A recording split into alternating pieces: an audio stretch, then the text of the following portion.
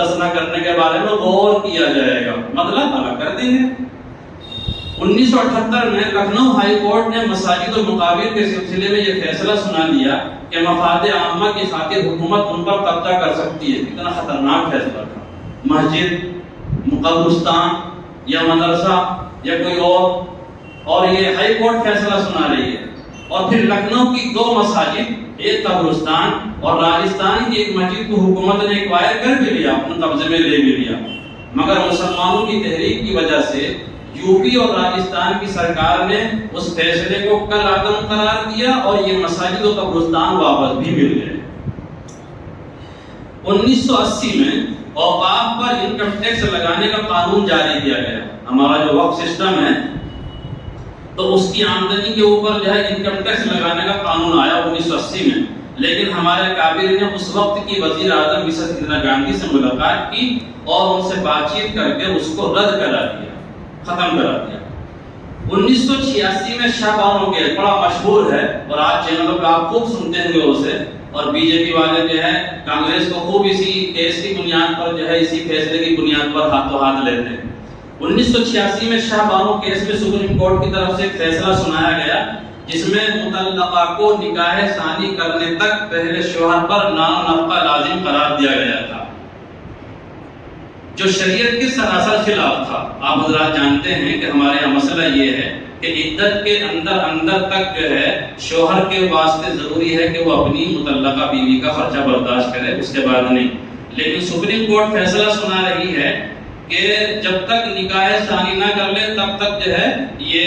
اس کو خرچہ دینا پڑے گا پہلے والے شوہر کو۔ راجستھان کی غالباً یہ لڑکی تھی اور 65 سال کی عمر میں طلاق ہو گئی تھی، اس نے کیس دائر کیا تھا، پہلے اپنے یہاں پھر سپریم کورٹ پہنچا اور وہاں پھر یہ فیصلہ آیا۔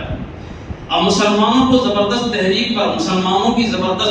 پر اس کا متبادل مسلم مطلقہ قانون کے نام سے دوسرا بھی حکومت نے پارلیمنٹ سے پاس کرایا۔ جب اس سلسلے میں جو ہے ہمارے کابر نے جمعیت ہے، مسلم مسلح بورڈ ہے اور ہیں، سب نے زبردست طریقے سے جو ہے تحریک چلائی اور آوازیں اٹھائی، تو اسی کانگریس حکومت نے اس کے الگ ہٹ کر جو ہے دوسرا بل پاس کرایا تھا مسلم مطلقہ قانون کے نام سے۔ مگر ابھی میں پڑھ رہا تھا، ہمارے مولانا خالد سیف اللہ رحمانی نے ایک بات کی ہے کہ اس قانون کے باوجود ہماری حکومت کی بدماشی یہ ہے، یا سپریم کورٹ اور ہائی کورٹ کی جو ہے نیت کا کھوٹ یہ ہے کہ اس قانون کے باوجود آج کئی فیصلے ایسے آ جاتے ہیں جو اسلامی شریعت کے خلاف جاتے ہیں اور اسی جو ہے قانون کی روشنی میں چلے جاتے ہیں، جہاں پر کہا جاتا ہے کہ ہاں جی جو ہے زندگی بھر یا اتنے سال کا خرچہ دینا پڑے گا۔ تو بہرحال یہ ان کی ایک میرا جملہ نظر سے گزرا۔ تو یہ چند باتیں ہیں۔ اس کے بعد میں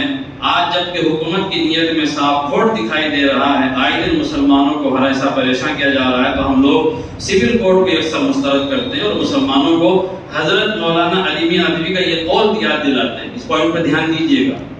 حضرت مولانا علی میاں ندوی نے غالباً جو ہے سن 98-97 میں یہ بات کہی تھی، 99 کا انتقال ہو گیا ہے،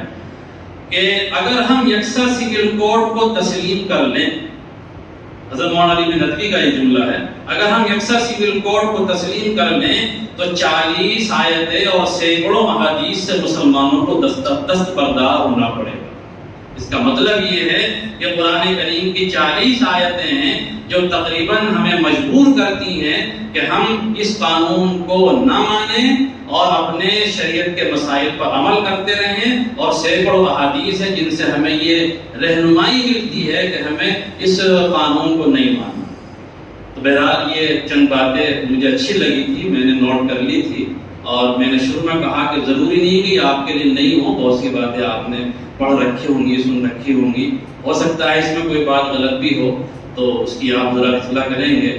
تو یہ چند باتیں میں نے کہی، اور آخری بات بس میں کہہ کر رخصت ہو رہا ہوں۔ میرا مشورہ بھی یہی ہے اس سلسلے میں کہ ہم لوگ گاؤں بستی 4-4 6-6 علماء کی جو ہے کمیٹی تشکیل دے لیں اپنے اپنے طور پہ، اور وہاں پر روزانہ 1-2 مسجد کم سے کم جو ہے ہم متعین کر لیں اور وہاں پر جائیں، اور جانے کے بعد میں ایسی نماز کا انتخاب کریں جس نماز میں افراد زیادہ ہوتے ہیں، مثلا مغرب ہے یا عصر ہے یا عشاء بھی ہے، اور میرے خیال سے فجر کا انتخاب نہ کریں کیونکہ فجر میں نمازی کم ہوتے ہیں۔ تو ان نمازوں میں ہم جائیں اور امام صاحب سے پہلے ملاقات کر لیں، بلکہ امام صاحب تو اپنے ہی ہیں، ان کو پہلے سے علم ہوگا اور وہ بھی شریک رہیں گے۔ سلام پھرنے کے فوراً بعد، دعا سے پہلے جیسے ہمارے یہاں کچھ اعلانات ہوتے ہیں، ہم لوگ وہاں پر کھڑے ہوں اور کھڑے ہونے کے بعد میں تقریر نہیں کرنی، 1 سے 2 منٹ کے اندر مختصر انداز میں ہلکا پھلکا تعارف کرا دیں، اور بس اصل بات ان سے یہی گزارش کرنی ہے کہ آپ اور ہم سب مل کر جو ہے اپنے اکابر کی، بزرگوں کی بات کی حمایت میں جو ہے اس قانون کی مخالفت کریں۔ اور اس کا طریقہ یہ ہے کہ ہمارے پاس جو بڑے موبائل ہیں ان میں ای میل آئی ڈی ہوتی ہے، اس کے ذریعے سے جو ہے ہم جو ہے ووٹ ڈالیں، مخالفت میں ووٹ دیں۔ اب بات آ جائے کہ بعض لوگ وہی آئیں گے کہ صاحب ہم تو جانتے نہیں، تو ان سے کہیں کہ آپ ہم سے بعد میں ملیں، وہاں پر دیر نہ کریں، کبھی وہاں پر 5 منٹ لگ جائیں، 10 منٹ لگ جائیں، ورنہ وہاں پر کچھ لوگ ایسے بیٹھے ہوتے ہیں تو وہ جو ہے اسی پر بھی اعتراض کرتے ہیں کہ میں کیا تم لے کے بیٹھ گئے۔ اسی لیے وہاں تو جلدی سے کام کو نمٹائیں۔ البتہ ایسے افراد ہوں گے جو نہیں جانتے، تو آپ ان سے کہیں کہ امام صاحب سے ملیں یا ہم سے ملیں، ہم ابھی آپ کو بتلاتے ہیں اور ان کو سمجھائیں۔ میرے پاس میں بھی بڑا موبائل ہے، تو میں نے بھی اس کو کرنے کی کوشش کی، تو ایک ای میل آئی ڈی سے 1 ہو پایا، 2 نہیں ہو پائے۔ یہ میں اس لیے بتلا رہا ہوں تاکہ آپ کے ذہن میں آ جائے، ایک آئی ڈی سے ایک ہی نام گیا، دوسرا نہیں گیا۔ میرے پاس دوسری آئی ڈی تھی، میں نے وہ کھولی، اس سے ایک نام اور بھیج دیا، دوسرا نام، پھر میں نے تیسری اور بنا لی، کتنی بنا لوں،